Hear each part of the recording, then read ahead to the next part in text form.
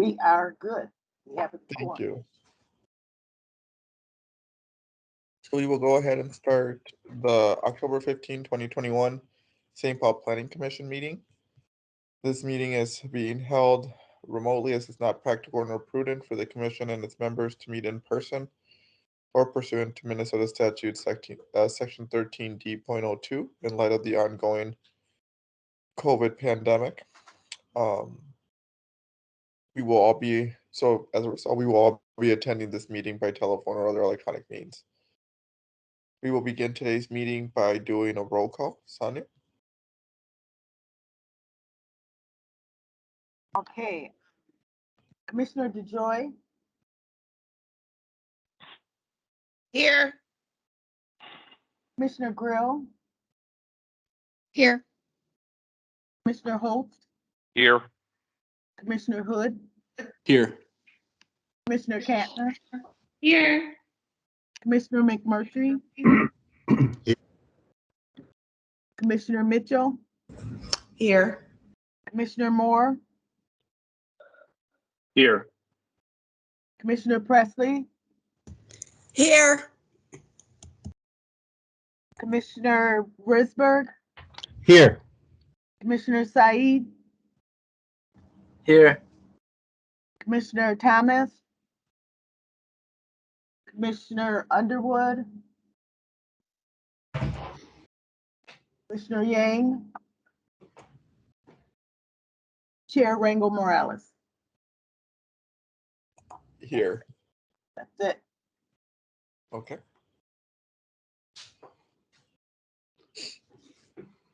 So I don't have any announcements this morning. I'll turn it over to Director Pereira for any comments that he would like to provide. Luis? Yes, good morning, Commission and members of the public.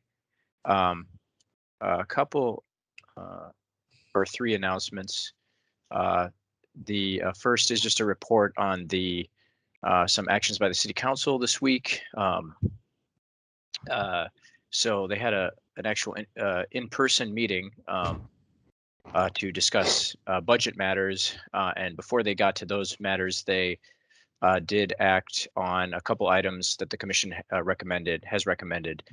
So the first was the Ford site open space lot coverage, master plan amendments, and related zoning text amendments. They recommended approval, or they acted to approve them, 5 in favor, 1 abstaining. So that has moved forward. The second one is the homeless services zoning study text amendments.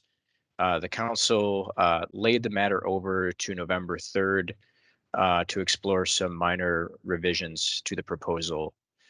So that is something to continue to watch. And then I could talk about communications nominations items, but maybe I'll wait until later in the agenda to see if Commissioner Underwood will be here. So that concludes my report. Thank you. All right, thank you, Luis. Any questions for the director? Seeing none, we'll move on to the next item of the agenda, which is the 1 to 4 unit infill housing studies zoning study phase 1 amendments. Let me bring up the script. So today, the City of St. Paul Planning Commission is holding a public hearing on the 1 to 4 unit infill housing zoning study phase 1 amendments. Notice of the public hearing was published in the Legal Ledger on Thursday, September 23rd, 2021, and was sent to the citywide early notification system list of recipients and other interested parties. So before the hearing is open to the public, staff will be giving a brief presentation on the phase 1 amendments, the 1 to 4 unit infill housing zoning study phase 1 amendments. So I'll turn it over to staff. Chair, this is Luis. We aren't going to give a presentation. We gave one previously on this. So just I suppose we could answer questions, but that was our intent today. Okay, so I'll turn it over to any commissioner that may have a question for staff before moving on to the public hearing.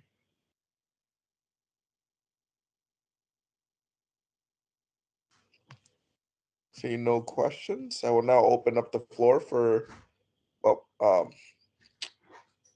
I will open up the public hearing on this study. The following rules of procedure will be used in conducting the study. All testimony and questions will be addressed to the chair. If you're a member of the public and would like to speak during the public hearing, you'll be asked to identify yourself. Speakers should state their name and address for the record before beginning their presentation. All comments must be on the topics of the public hearing, which is the proposed 1 of 4 unit infill housing zoning study phase 1 amendments. Each speaker may speak only once. Again, speakers are requested to address all questions to the chair. Planning Commission members may address questions to the speakers and to staff. You will be limited to no more than 3 minutes. People who exceed the time limit may have their microphones muted by staff. Please mute yourself during this meeting, except during the 3 minutes when you are specifically called upon to speak. When the Planning Commission does the public hearing and refers the matter to the Comprehensive and Neighborhood Planning Committee, planning staff will hold the record open for additional written testimony that they receive by 4:30 on Monday, October 18th, 2021. If you would like to speak on this item, please identify yourself either by signaling by electronically raising your hand on the Teams app or by putting your name on the comment section that you would like to comment, and I will call on people as best as I can in the order in which they appear on my computer. And then staff, well, so I will go ahead and see who has questions, and I will begin with it's former Commissioner Terry Tao. Ms. Tao? Hi, good morning, everybody. It's good seeing you. Happy Friday to everyone. So as you know, my name is Terry Tao. I'm a mother, a worker, advocate, and volunteer, and longtime resident of St. Paul. So I wrote a comment that I submitted to, so I'll be reading from those comments. I live at 1492 Clarence Street, right here on the east side. The majority of policies being proposed in the 1 to 4 unit infill housing zoning study phase 1 are great solutions to how we're going to increase housing density in the city of St. Paul. But there's a few recommendations I'd like to make today in regards to the housing study. So first and foremost, we know we need to desperately build more homes in the city and at different affordability levels. The most recent census data for about St. Paul says the city grew by 9.3%, yet our housing stock hasn't always increased by the same rate. In addition to this, rents are also increasing, with over half of families all across the state that pay more than 30% of their income to rent, increasing their cost burdens, with particularly a higher number of Black, Indigenous, and people of color households paying more than half of their disposable income on rent alone. Coincidentally, St. Paul is also growing in the same population, so I really do worry about creating housing stability for families and our future workforce participants. My second comment is that this is a good study for now, and we stop studying, but we need to start acting. Definitely our role as a former planning commissioner and a longtime policymaker, I understand that our systems move slower to ensure engagement and thorough planning. However, the study comes on top of other work being done on a state and regional level that has called for increased and also creative housing solutions. So we can shift the policies once we learn more about the impact of their work. We know during my time, we tried a lot of different things. I urge you to continue to try. And please do not let perfect be the enemy of good. Last but not least, in regards to language in the proposed ordinance, proposed study, I really would recommend elimination of the restrictions of adding adding the owner occupancy rule to accessory dwelling units. And I understand the original intent was to prevent bad actors from taking advantage of potential renters or provide substandard housing. However, in St. Paul, we already have several thousand non-owner occupied units, aka regular rental units, the which are properly managed. It's only the bad ones that receive attention. And we know policymaking 101, we should not be making this for the few, but instead creating policies where a larger number would benefit from having a roof over their heads. Thank you for your time and taking my testimony today. Have a great weekend. Thank you, Ms. Tao. Is there any questions for Ms. Tao from any commissioner? Let's see, none. We'll move on to the next individual, Luke Hansen. If you could please state your name and address for the record, and then any comments you'd like to provide. You would have 3 minutes. Thank you. Chair Rangel-Morales, Planning Commission. My name is Luke Hansen. I live at 1423 Eleanor Avenue in St. Paul. and I serve as a co-chair of an organization called Sustain St. Paul. Thank you for the opportunity to speak today. I want to mention that Sustain St. Paul, the board submitted an official comment to the record. You can see that for more information about what we as an organization have to say in response to these proposed amendments. I simply want to say that we strongly support and endorse the changes that you're considering to the zoning code, and we urge you to go much further in phase 2. In particular, we are disappointed and disheartened that the owner occupancy requirement for ADUs was taken off the table for elimination in this round. We hope that that is that comes under consideration very soon, at the very latest during phase 2. And we urge you to go even further in phase 2, considering how to allow more missing middle housing, duplexes, triplexes, townhomes, et cetera, throughout the city. Thank you for the opportunity to speak. Have a good day. Thank you, Mr. Hanson. Turning over to commissioners. Any questions for Mr. Hanson? All right, seeing none, moving on to the next individual, Mr. James Slagers. If you could please unmute yourself, state your name and address for the record, and then you would have 3 minutes for any public testimony. Yes, thank you. My name is James Slagers. I live at 183 South Chatsworth Street, apartment 108. As has been mentioned here before, St. Paul has an ongoing need for more housing, and that need will only continue to grow. I think it's important that we make the best use that we have of the land that we have. And so I'm encouraged by and I support the amendments here being proposed for phase 1 that would allow smaller units on smaller lots and more opportunities for ADUs. To, I think, Terry's point, I think this is the beginning of allowing more flexibility in types of housing, and I think that's a really good thing. And beyond that, I simply look forward to even more substantial changes being proposed in phase 2. But I'm very much in support of the amendments being made or being proposed here today. Thank you to the chair. Thank you, Mr. Slagers. Is there any questions from commissioners for Mr. Slagers? All right, seeing none, we'll move on to the next individual, Mr. Kevin Galladin. Oh, I see. Is that Commissioner Yang? Yes, Chairman. Yes. I'm sorry I come late, but my interest in today's meeting is I try to be refreshed by someone. I joined the commission very late at the beginning of this month, of this year. So I'm not quite clear with the distinction between phase 1 and phase 2. In my mind, some confusion among your staff. You may be hearing this as well, but this policy is for sets an expectation, a requirement for you to show proof of full vaccination. So someone, I'm not sure, someone's speaking on the phone. If you could mute yourself. Yeah, my concern is since I'm not very familiar with the distinction between phase 1 and phase 2, and in my personal opinion, phase 1 and phase 2 are integral part of this big plan. So I try to be, applied. If someone can refresh me a little bit, what is the key distinction between phase 1 and phase 2? Thank you. All right, so I will, I think I'm going to save that question for the end of public testimony when everybody has had an opportunity to speak. And then we can turn it over to staff and address that question if that's okay, Commissioner Yang.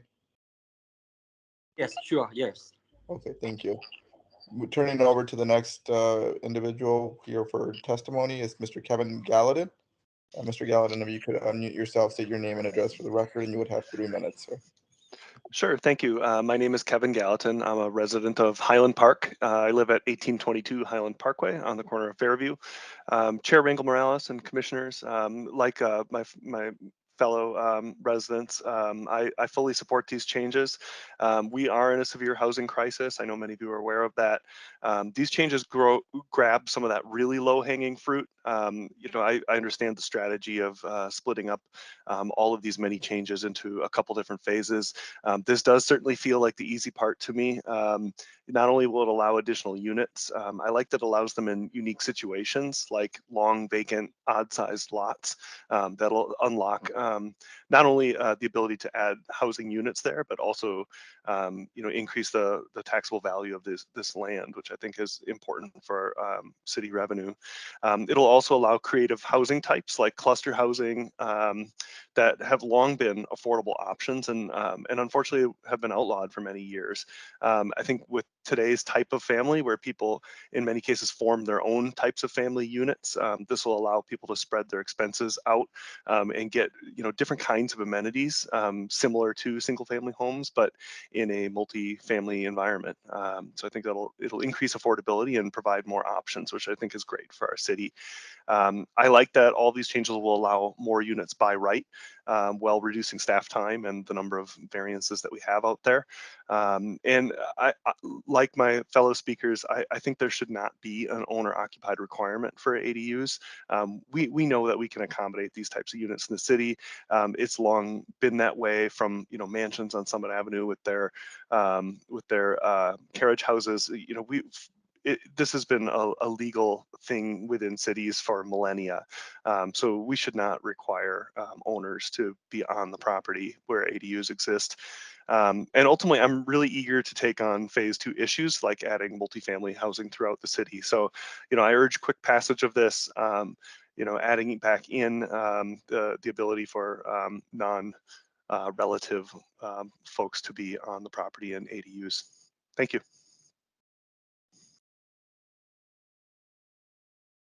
Thank you, sir. Any questions for Mr. Galladin? Seeing none, is there I'm not seeing any other individual from the public. Is there a hand raised? Is there anyone else that would like to speak on this study? I'll ask again, is there any member of the public who would like to provide any testimony with regards to the 104 unit infill study? Phase 1. And the final call for members of the public who would like to provide testimony on the 104 unit infill housing zoning study phase 1 amendments.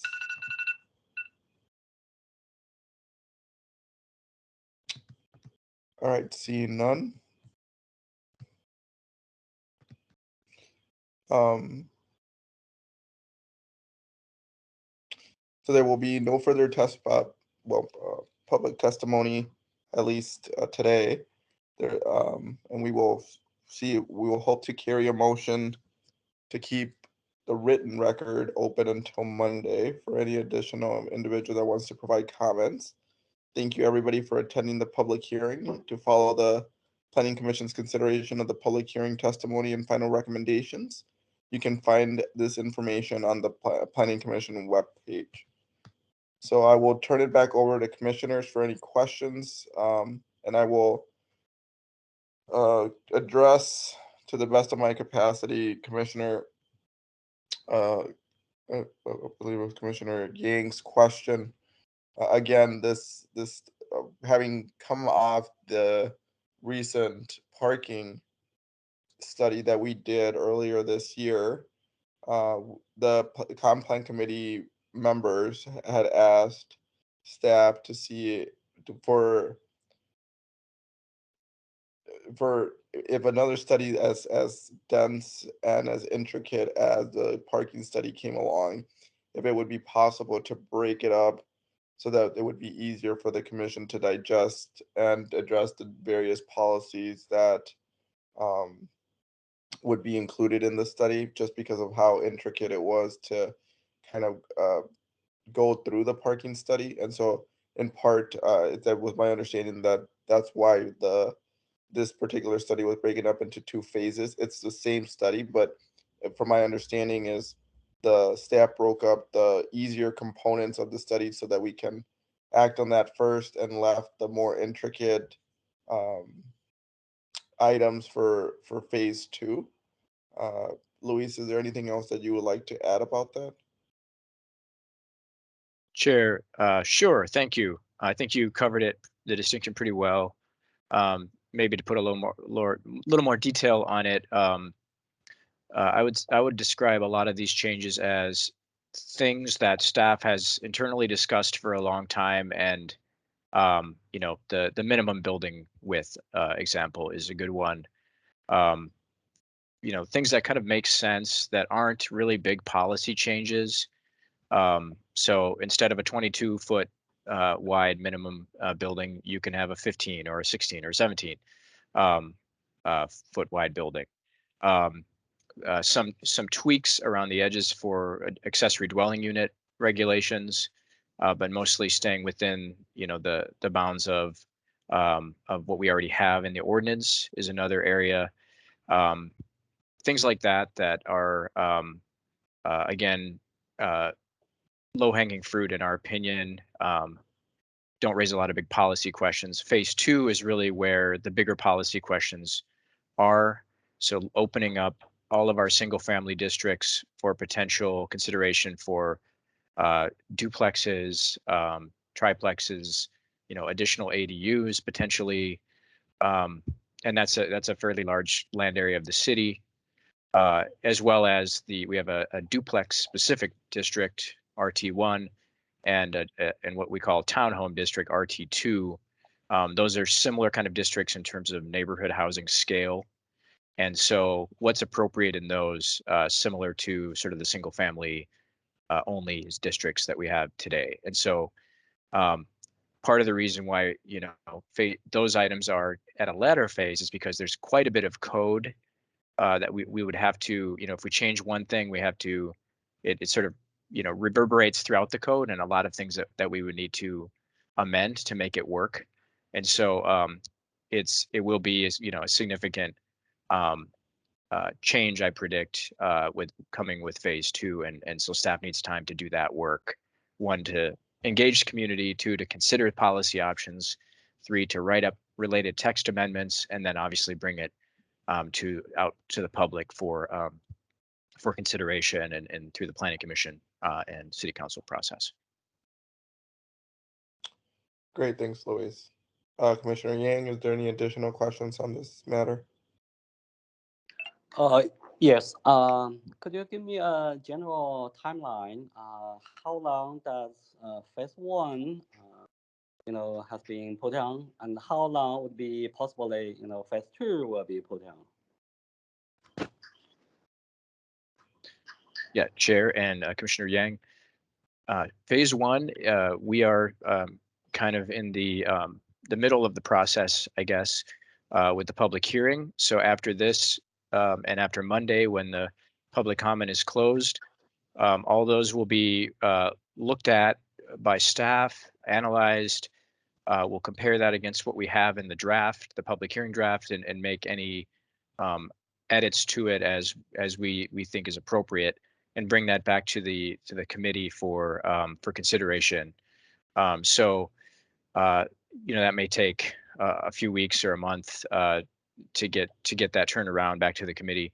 But we are, in the official process now for the Planning Commission to consider phase 1 amendments before it makes a recommendation to the City Council. And then, of course, the City Council has their process of, essentially a month plus another month for the amendments to take effect. So that's the general timeline for phase 1. A lot of that will be happening yet this year, possibly into next year, early next year. Phase 2 is already started, so that's one thing I wanted to reiterate to folks, is that it's really one big study. It's not 2 discrete studies. Phase 2, because of the nature of the changes and sort of the scope, we're already actively working on it. We have a consultant advising us on sort of financial and design and sort of feasibility lot fit questions. for different types of housing in this space. And so they've produced some interim reports, and they'll be producing a final report late this year or early next. Some of that we'd like to distill down and share with the public and get some input.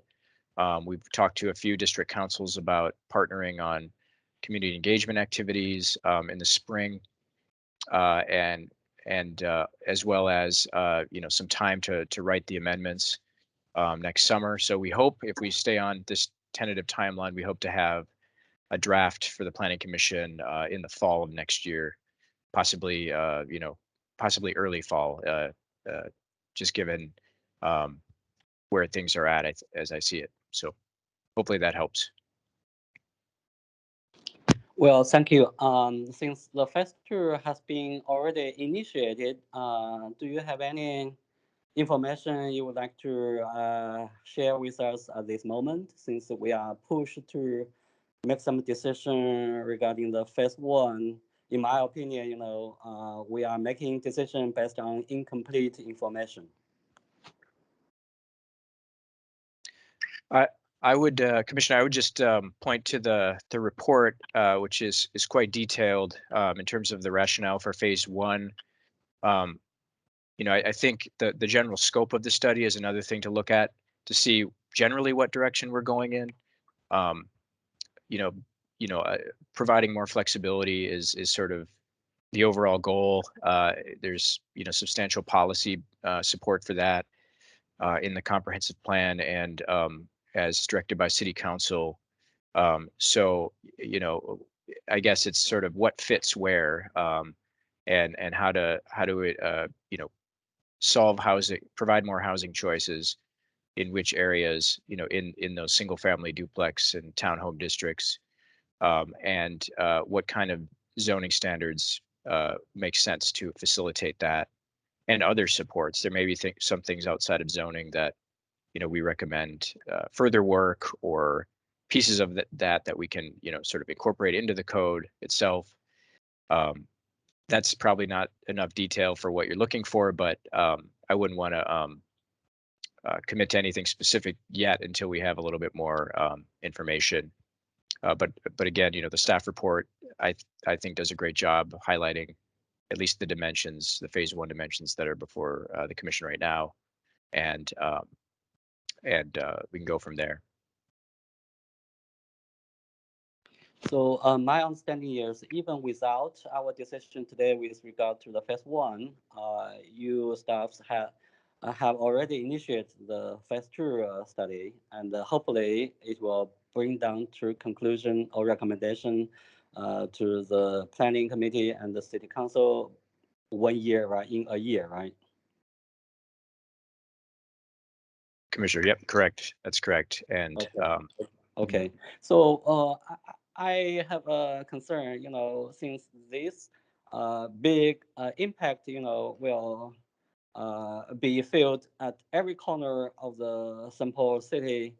Well, I believe public, whereas the commissioner, should be informed with what you guys have today, because we share the same vision, the same mission or whatever, to provide more equitable and inclusive and maybe affordable housing to residents across the city of the corner of the city.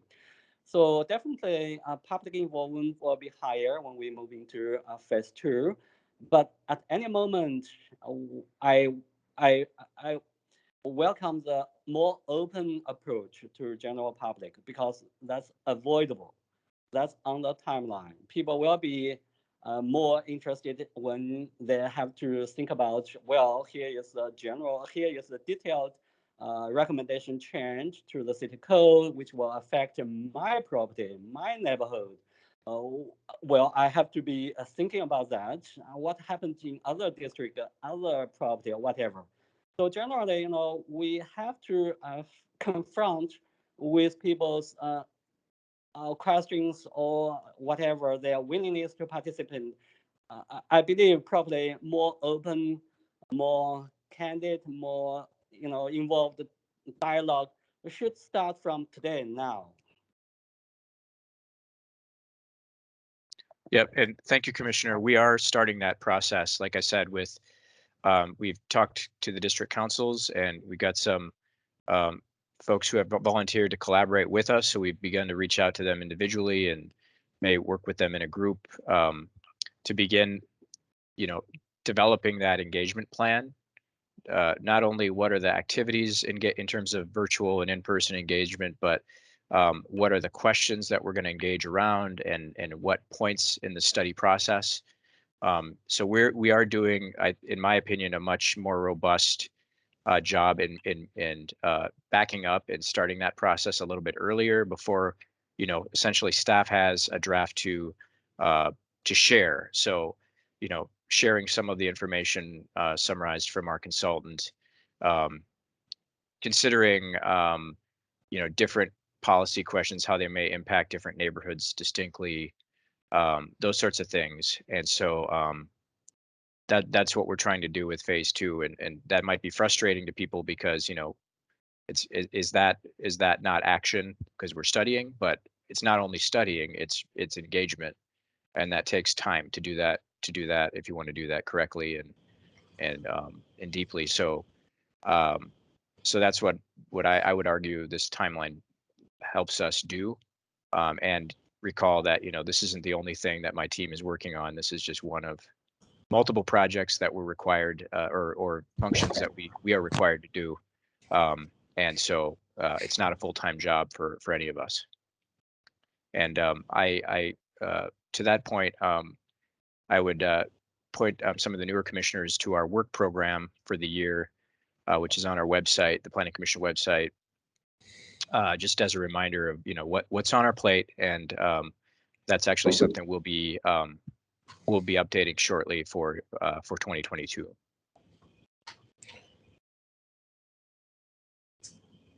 And to add to that, Luis, what I'll say is a lot of the public comments that we received after we released the parking study was sort of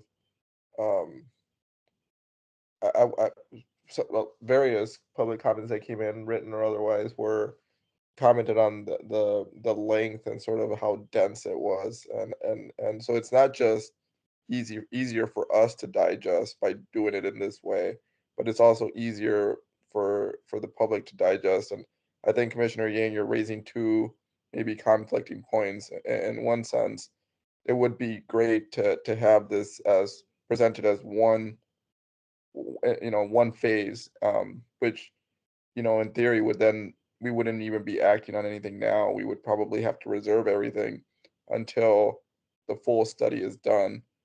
So I think this works to this method allows us to work more expeditiously and address, like Luis has mentioned, the low hanging fruit first, and then move on to the more complex issues. But then also it allows individuals to comment on it allows the public to comment on specific policies a lot easier than to have all of this wrapped up into one presentation, one public hearing, in which various policies are being presented all at one point. So I think there's also a benefit in the way that we're doing it, as compared to the way that we handled the zoning study. But I'll turn it over again to you, Commissioner Yang, for any further comment or questions. Yeah, I appreciate your explanation. But I think given the gravity of this impact of your study,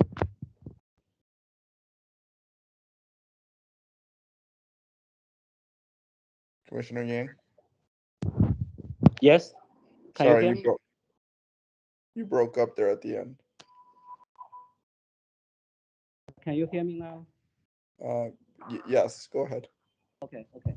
Yeah, I'm thinking, given the gravity and broad impact of this study, I think Commissioner Yang, you're breaking up.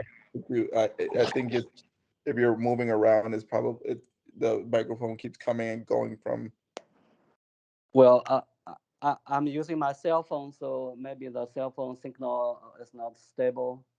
but I will try my best. My opinion is, given the gravity of this study, I think more open and more the candid engagement with the general public will generate more useful feedback, which will push the study more thorough. And I'm open to this phase 1, phase 2 procedural given the convenience, but I think it may be more beneficial if we combine them together, given the public the opportunity to digest the easiest part as well as the difficult part together. Thank you. Mr. Wade?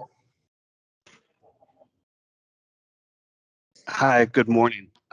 This is Michael Wade, part of the team. I'm going to turn on my beach effect. It's kind of cold and I'm not quite ready for it yet, so I'm going to be at the beach for right now. I wanted to just add on to what Director Pereira was saying, that we are happy to have any kind of conversations that get into the weeds with planning commissioners. We all have each other's email addresses and phone numbers, and are excited to be questioned on what we propose in some of these reports. It is always very helpful for us to know that the commissioners have read the reports. A lot of times that will take our conversations farther. A lot of the detail that we provide in the memo isn't necessarily something we can bring up offhand. There's a lot of history, of course, in a city that's as old as St. Paul. It's complicated as St. Paul, and we are happy to respond to detailed questions that come from reading the report, especially when we're doing 2 phases. I know it can seem like 2 different studies, but it truly is one study. And it's sort of like a book with multiple chapters. It does all tie together, and we want to keep track of all the changes that we do make in phase 1 and how they will be affected by phase 2. These aren't set in stone, what we're proposing in phase 1, and so we can go back and change them further, make different kinds of amendments, rein them in if it works better in the system as a whole. And so I just wanted to throw in that we're happy to have more detailed conversations offline and entertain questions that help us think more deeply about this. Thank you. Thank you, Mr. Wade. Any additional questions from staff, from commissioners?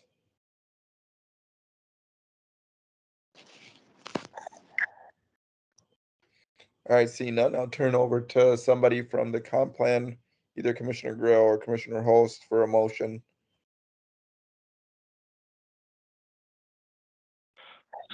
I'm unclear on what the motion would be.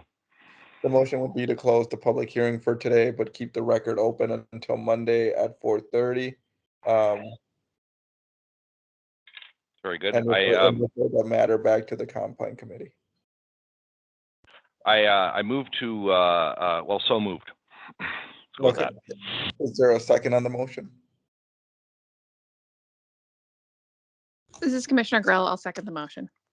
So motion by Commissioner Host, second by Commissioner Grill, to close today's public hearing.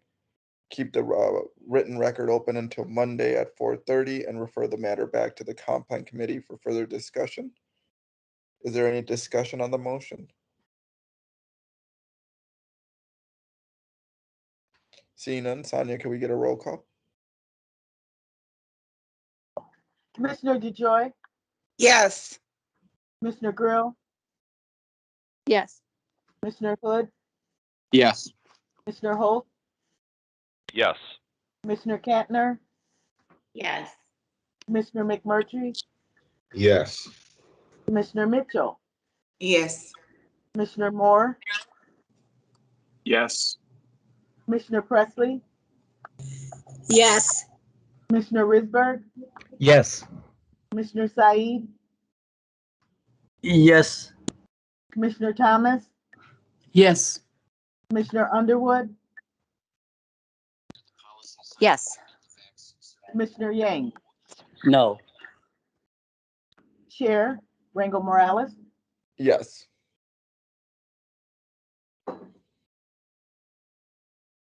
(14-1). That motion does carry. The matter will be, today's public hearing will be closed. The written record will be open until 4:30 on Monday, and it will be referred back to the Complaint Committee for additional discussion and further perhaps changes to this. Moving on to the next item on the agenda is the Zoning Committee. I'll turn over to Commissioner Riley.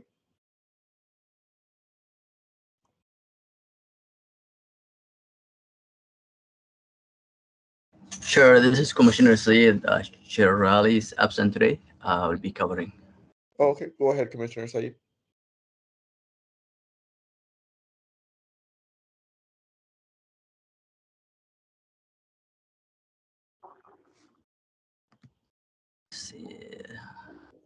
All right, thank you, Chair. Our zoning committee met on Thursday, October 7th, and we had two items. First one is 406 Maryland fuel and auto cup, a conditional use permit for an auto convenience market and auto service station. The corner of Maryland Avenue and Arkwright Street.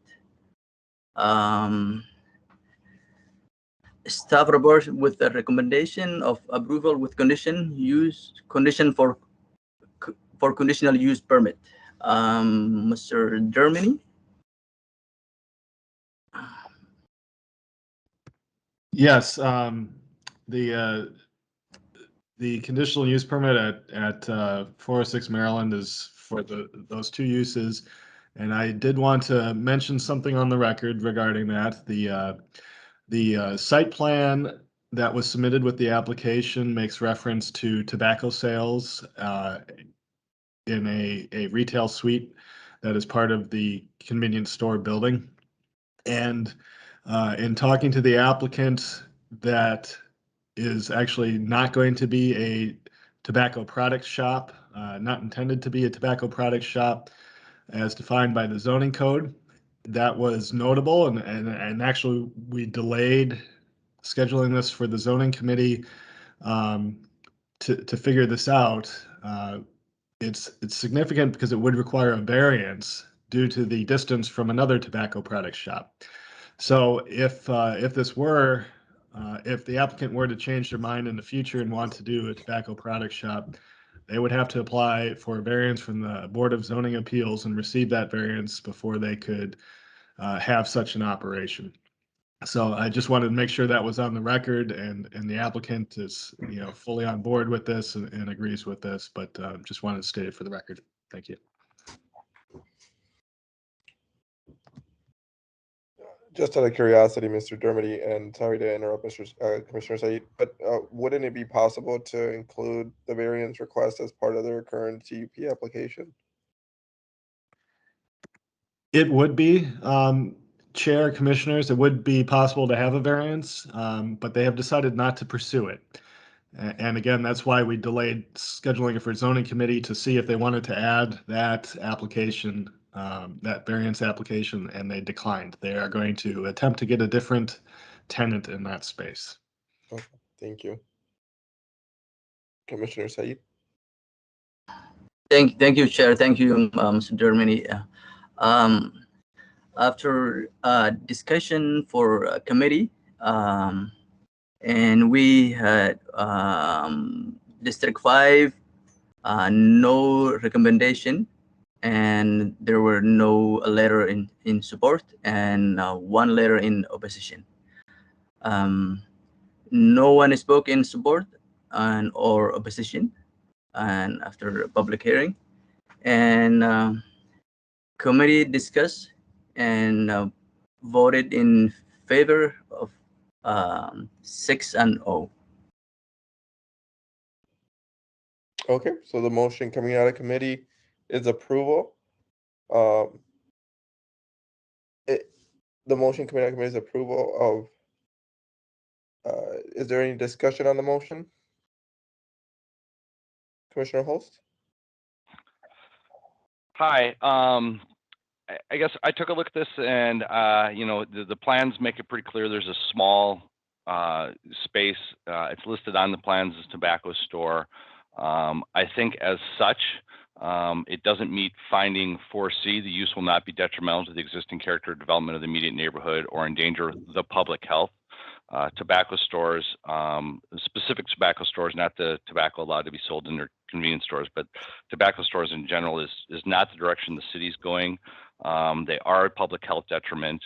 And I would ask that we consider an option that, although I understand that the retailer or the builder or the development is not planning on putting a tobacco store at this time, I think as a planning commission, we should consider just, if that's their intention, then let's go ahead and make sure that that doesn't happen, either by referring this back to the zoning committee to discuss further, or potentially adding a conditional use permit that would restrict a tobacco shop in this particular spot. Also, a follow-up question: did we ever hear from the district council? I saw in the notes that the district council hadn't weighed in.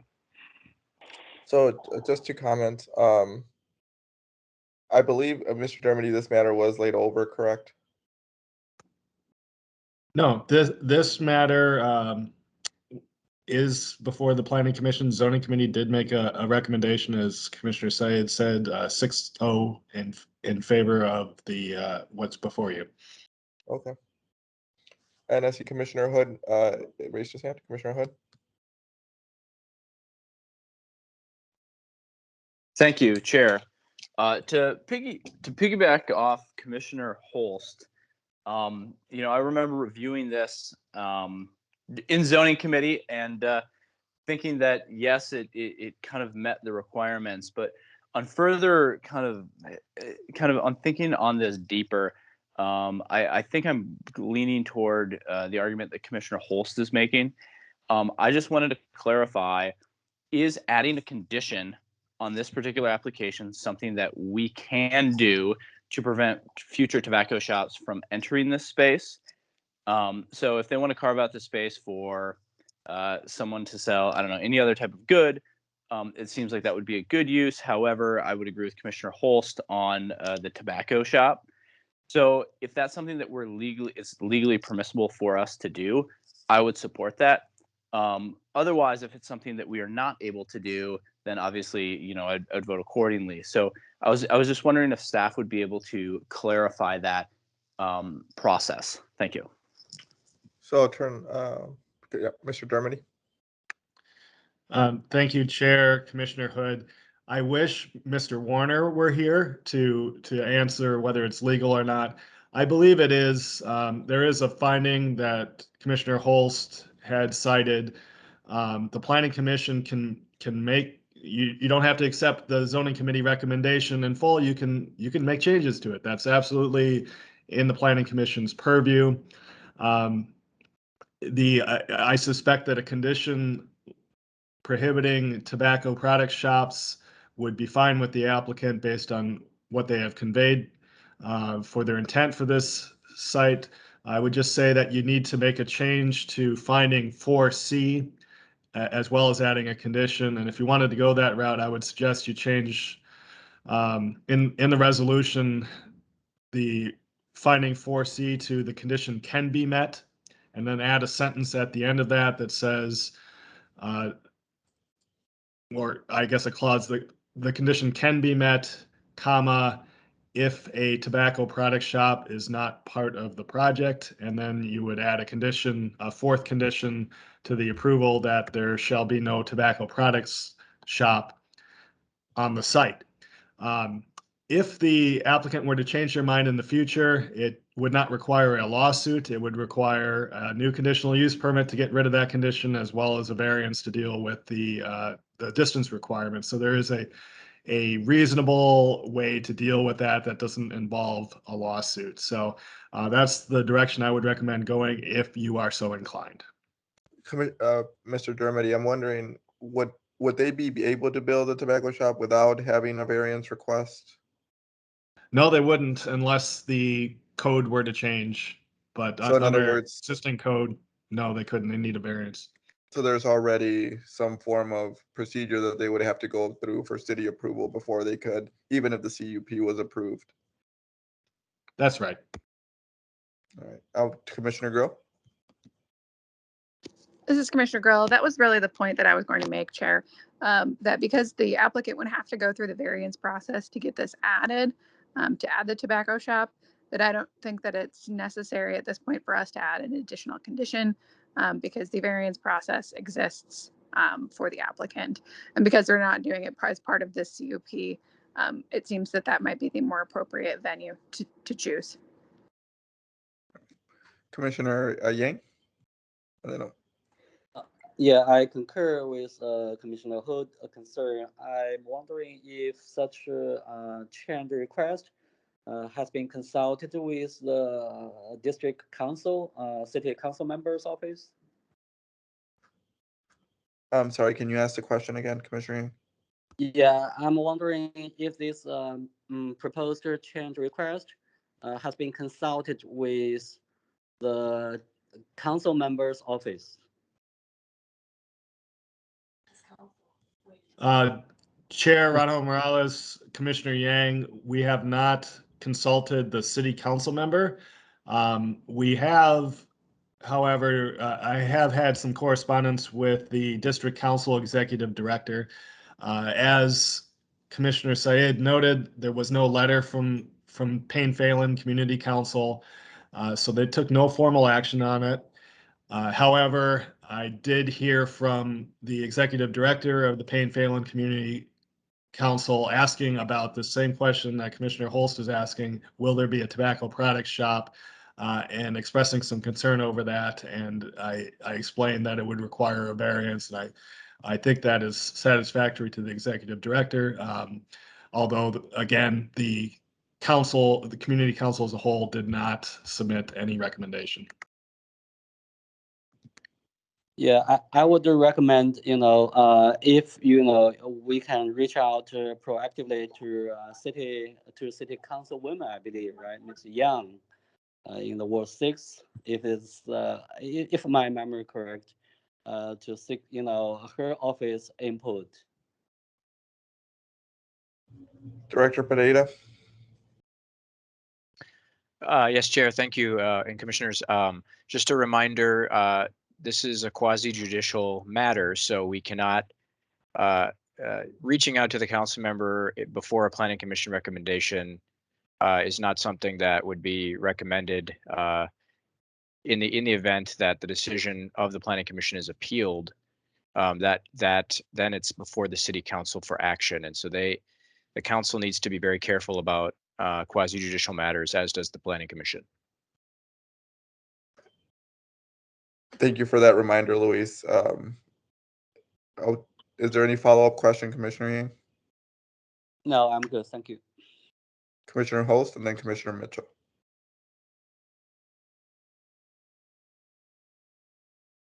Excuse me, I didn't mean to have my hand up at this moment. I may have a comment in a little bit, but not yet. Turning over to Commissioner Mitchell and then Commissioner DeJoy. Good morning to all the commissioners. What I am understanding here is that Commissioner Holtz is saying that we need to put a strong opinion on this before. We understand that, yes, that they would have to have a variance. We understand that. But what I do believe my fellow commissioner is saying that we need to have a stronger message here. And that's why he's proposing some different language, which I agree, because we do not want another tobacco shop to enter into our low income areas because of the health concerns, especially in our areas. So I agree that we need to maybe have some different language to make sure that no more tobacco shops are in our low income communities. That is my comment. So I'm struggling with that. I mean, there was the regulation that requires them to be a certain distance apart. It's not part of the conditional use request. And if they were to decide to have a tobacco shop, they would have to go through a process in which a public body would have to approve it in order for the variance to be approved. And then if there was still opposition to the BZA ruling, it could be appealed to city council. it just seems like an additional condition is unnecessary, but that's my thought. Commissioner DeJoy? I put my hand down because I was going to say exactly what you just said, Chair. So it's a moot point at this. There is a process, and if they try to put a tobacco shop in there, you would have to come back to this body, or at least the zoning committee, and can be acted on at that time. So right now they can't open up a tobacco shop. Commissioner Moore and then Commissioner Holst. Thank you, Chair, and good morning, Commissioners. I just, for those that are concerned about the variance process, could you state why you have reservations about that? Just curious. Thank you.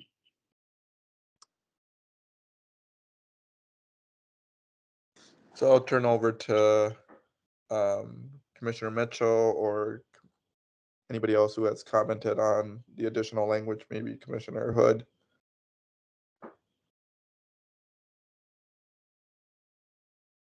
I guess for me, this is Commissioner Mitchell. I guess for me, what I just said was this, is that I am understanding that why not have a stronger language now? Why, I understand the process, I understand what would have to happen, but what I'm thinking I understand from my fellow commissioner is that why not have a stronger language now? Why would that be so difficult now? That's what I'm not understanding. I understand the process, but I don't understand why this is so difficult. It's Commissioner Holst. I think Commissioner Mitchell is expressing my concerns probably more accurately than what I said. You don't want a tobacco shop? Then fine, let's put a conditional use permit on there. I understand there's other processes in place, but I think it sends a strong, clear message. In addition, without putting it in there, I still think we're violating 4C because it opens the possibility. I don't know what's going to happen with the other tobacco shop that's within a half a mile or something like that. That could go out of business. That could disappear. Maybe and these uses stay with the property, not with just the owner. So the current owner may be saying no, but let's make it clear that, hey, this owner, any current owner, that if you want to do this, you're going to have to, we've already made it clear that the tobacco shops aren't going to be permitted in our neighborhoods. And as Commissioner Mitchell explained, quite frankly, take advantage of populations. So. Mr. Dermody. Thank you, Chair, Commissioners. I just want to make clear that with the conditional use permit being for an auto convenience market and auto service station and not for the full set of uses on the site, the question of the tobacco product shop hasn't been applied for, and this isn't a site plan review. Exactly. So the condition that says condition 4C, finding 4C, that the use will not be detrimental to the existing character of development, etc. The use referred to there is auto convenience market and auto service station. It is not other uses that are allowed in the district. Thank you. Thank you, Mr. Dermody. Any additional, Commissioner Grill? Yeah, this is Commissioner Grill. I totally agree with the principles Commissioner Holst and Commissioner Mitchell are discussing today. I do think that the variance process makes more sense in this particular scenario, particularly when we're dealing with these quasi-judicial issues, because we are dealing with the case at hand, which doesn't include that tobacco use, as Mr. Dermody just pointed out. And I would be cautious and just maybe a little bit concerned about adding conditions without Mr. Warner to this particular item, just due to the nature of this particular item. So just generally a warning around those quasi-judicial issues, because I know we've run into issues in the past. Commissioner Holst? How are we doing on time frame? If this was to get laid over until our next meeting, are we still able to meet the time frame requirements? Mr. Dermody? Chair, commissioners, we could always extend the timeline for another 60 days if we needed to. I think we're within it in either case, but staff can take care of that. I would not advise laying it over for a very long time, but for 2 weeks, I think we could accommodate that.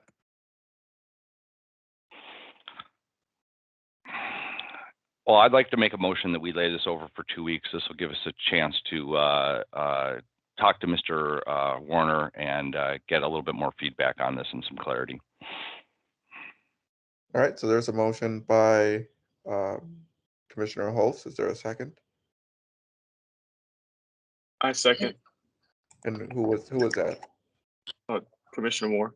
Thank you, Commissioner Moore. So motion by Commissioner Holst, seconded by Commissioner Moore to lay over the matter at 406 Maryland for a fuel and auto conditional use permit.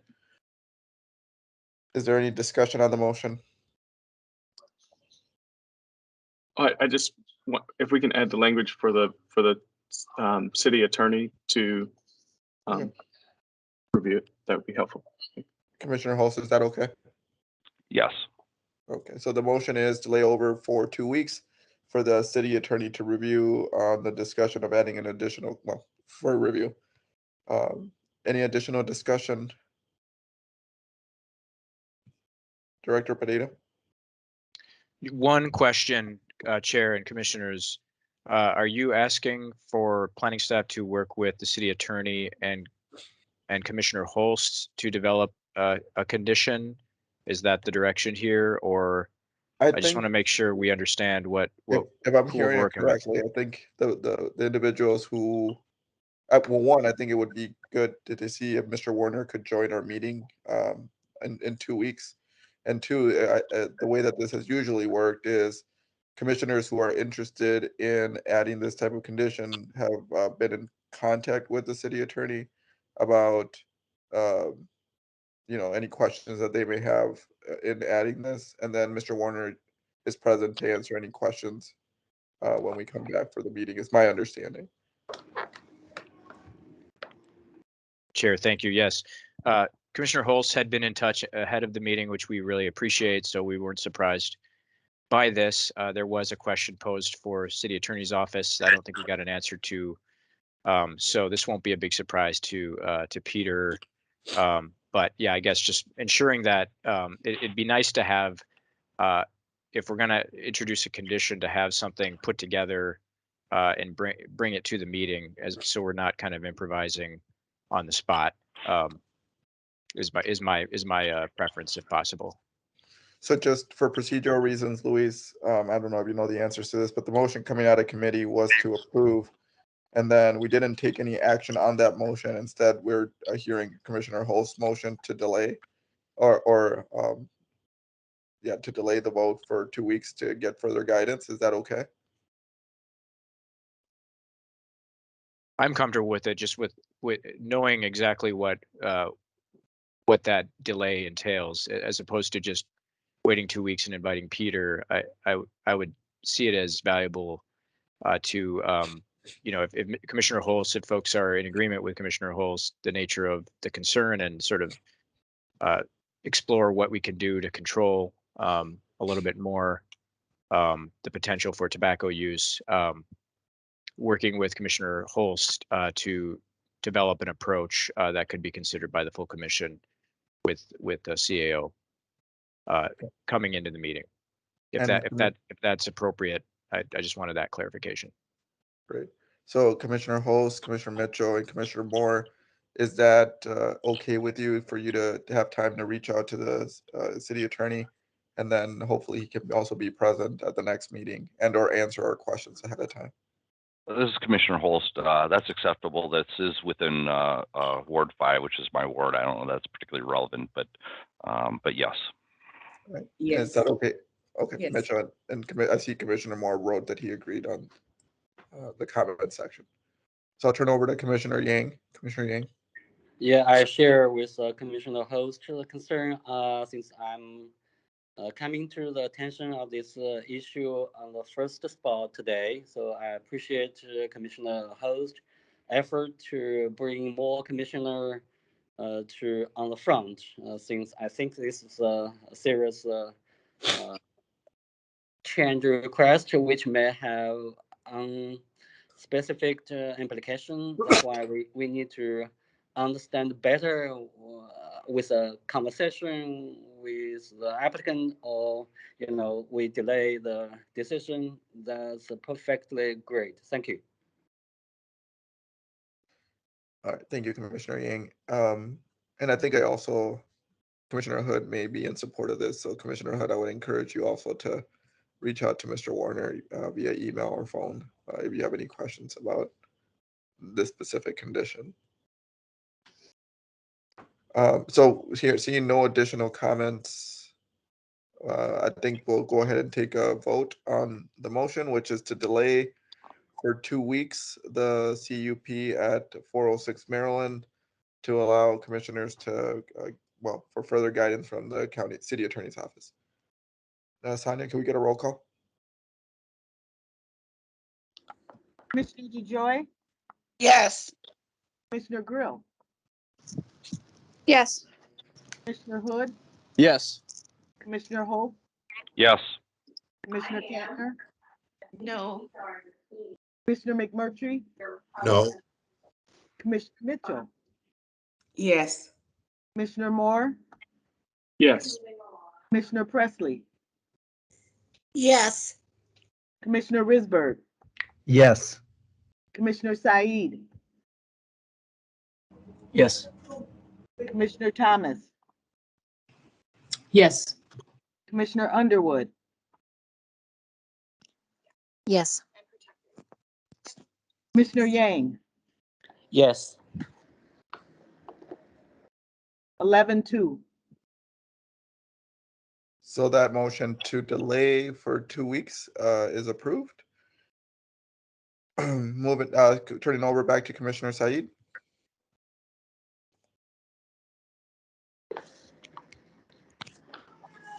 All right, thank you, Chair.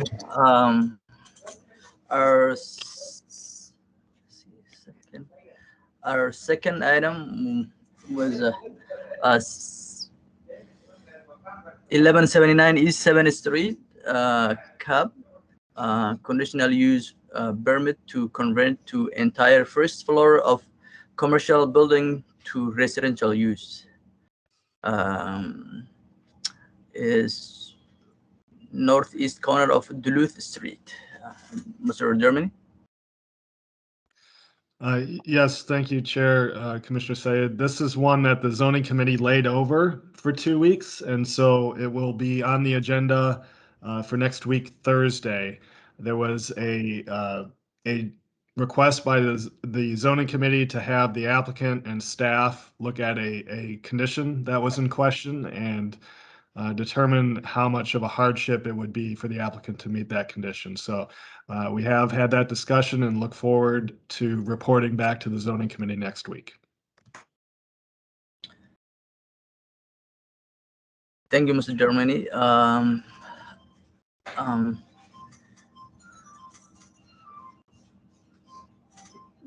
After committee discussed it and we lay over in 2 weeks, and the motion voted for in favor to lay over 5-0 on 2 weeks. So that matter was laid over for 2 weeks, and then we'll be coming hopefully to the commission at our next meeting. Is there anything else, Commissioner Said? No, Chair. Okay.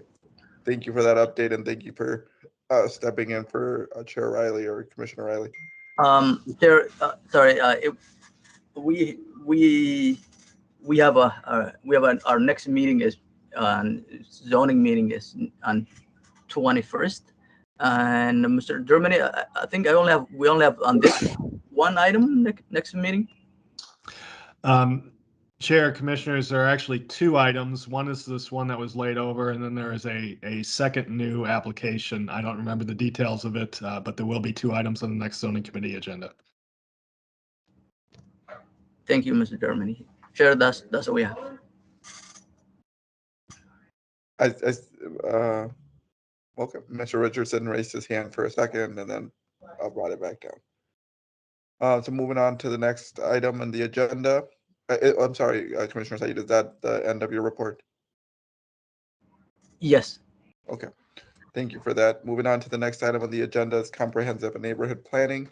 I'll turn over to Commissioner Holst. Commissioner Holst. Good afternoon. Comprehensive and Neighborhood Planning Committee met last week. We had one item on our agenda, which was 520 Payne Avenue redevelopment plan. What was being sought was a recommendation from the Comprehensive Planning Committee to see if adding 520 Payne Avenue as a TIF district would be consistent with the Comprehensive Neighborhood Plan. The vote was, it was 5 or 6. I think there was one abstain and one objection. Objection was around more details on exactly what was planned at that location.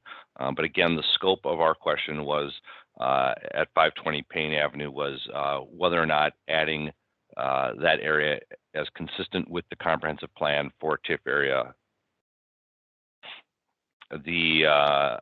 There was and I believe next week's agenda or 2 weeks from now, I do not know what's on that agenda. Okay, thank you for that, Commissioner Holst. And I do think that matter will be heard by the commission at our next meeting. Any questions for Commissioner Holst about matters before the Comp Plan Committee? That is correct on the timing. Should have included that. All right, thank you for that, Commissioner. Moving on to the next item on the agenda is Transportation Committee. I'll turn over to Commissioner Risberg. Thank you, Mr. Chair. I just wanted to mention that our last meeting on October 4th, we voted to move the Point Douglas Regional Trail Master Plan forward. And that is for a 30-day virtual review of the plan before it ultimately goes to City Council for approval. Our next meeting is Monday, the 18th, this coming Monday at 4:30. We'll be hearing a presentation from Public Works on Edgecombe Road and the reconstruction project.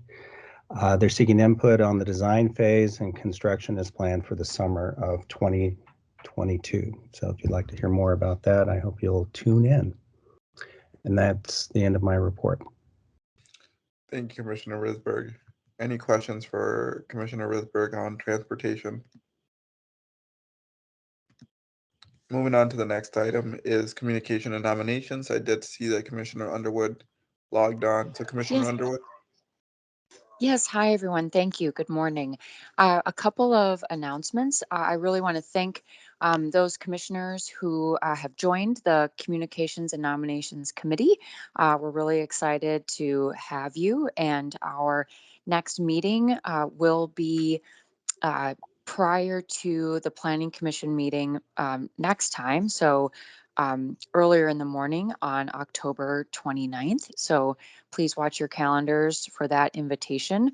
We have a couple of big things, promotions for openings going into calendar year 22 will start coming out. We're going to have a window of essentially the month of November for people to apply for the couple of vacancies and couple of retirements that we have coming up.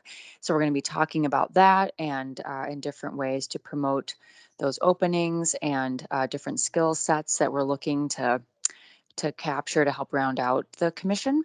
And then we also will kick off the process for PED's annual planning commission report. So it's good stuff. It's fun stuff. Feel free to join us, and we'll be together in 2 weeks. Thank you, Mr. Chair. Thank you, Commissioner Underwood. Is there any questions for Commissioner Underwood regarding communications or nominations? All right, moving on to the next item is Task Force and Liaison Reports. I'll turn over to Commissioner DeJoy for an update on Hillcrest. Thank you, Chair. The Community Advisory Committee will be meeting on October 19th via Zoom or Teams. I can't remember which one. But we haven't met for a few months, so we're looking forward to this one. And then there'll be, there's expected to be 2 more meetings, one in November and December, before we wrap things up. So that's my report. Thank you, Commissioner DeJoy. Any questions for Commissioner DeJoy on the Hillcrest redevelopment? And so now I'll turn over to Commissioner Grill on her task force. Commissioner Grill. This is Commissioner Grill.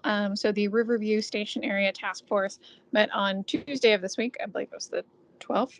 And at that meeting, we discussed our guiding principles for the Station Area Planning Task Force, and then 3 station areas, the Randolph, Otto, and St. Clair station areas.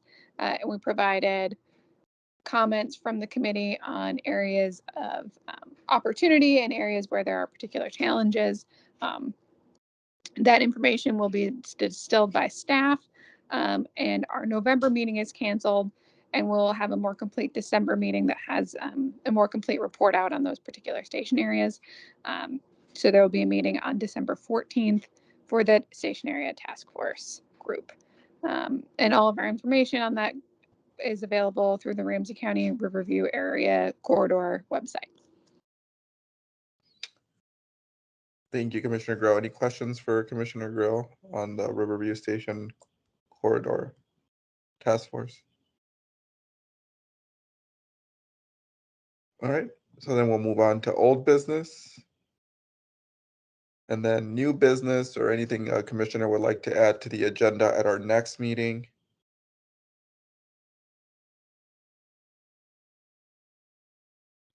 Then that will conclude the October 15, 2021 St. Paul Planning Commission meeting. Thanks everybody for joining, and I hope everybody has.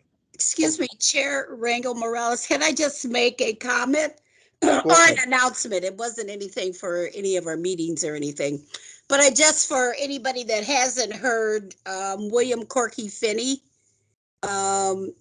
is being honored at the West District office on Hamlin. They are going to rename that facility after him.